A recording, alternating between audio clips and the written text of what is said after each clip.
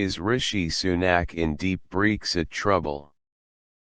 Former prime ministers, still able to command an audience while unburdened by the responsibility of running the country, have proven to be nothing but trouble for their successors in recent years, particularly in matters relating to Brexit. Sir John Major and Sir Tony Blair played Mordred to Boris Johnson's Arthur during his time in Downing Street. Speaking at a conference in London this week, Johnson gave his verdict on the Windsor Framework, declaring that he would find it very difficult to vote for it. This is the EU graciously unbending to allow us to do what we want in our own country, not by our laws but by theirs. And that is so obviously where Rishi Sunak's deal fails the sovereignty test. What the Windsor Framework achieves is to extract a promise of a dispensation from the EU to change its laws to allow us a greater degree of independence to legislate in our own country than the original protocol did.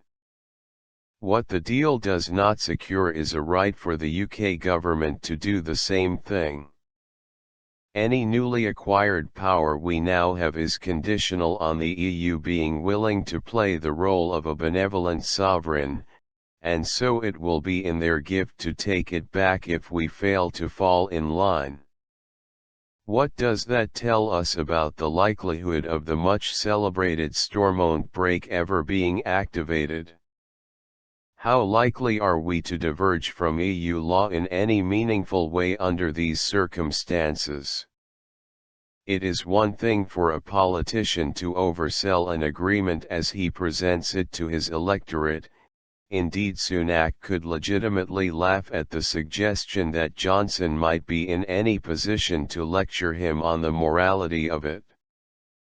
But what can prove fatal to a political career is taking the overselling a bit too far and misleading Parliament. In his plucky speech in the House of Commons on Monday, the Prime Minister claimed that the Windsor Framework removed the border in the Irish Sea, saying that it removed any sense of a border for UK internal trade. Mr. Sunak appeared to have had a lucky escape, with his claim going unchallenged. Because the EU has a rather different take on the agreement. On the movement of agri-food retail goods between Great Britain and Northern Ireland, the EU documents only talk about drastically reduced checks, stating physical checks to be carried out on a risk basis and intelligence-led approach. The EU promises an unprecedented reduction, although not a full eradication, of customs requirements for traders moving goods by direct transport from Great Britain to Northern Ireland for goods not entering the EU.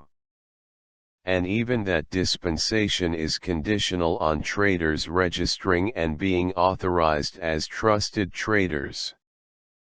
In the political context of protecting the integrity of the UK's internal market and for the Windsor Agreement, the difference between no border in the Irish Sea and drastically reduced customs requirements is surely immense, and the Prime Minister must know this.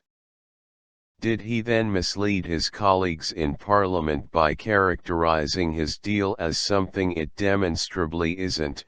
Or is it the EU which is being economical with the truth? Sir William Cash, the chairman of the European Scrutiny Committee, has called on Mr. Sunak to give evidence on the Windsor Framework on March 14. The veteran MP and his committee will no doubt get to the bottom of the matter. But in the meantime, for the country's sake, let us hope Brexit doesn't claim yet another prime ministerial scalp.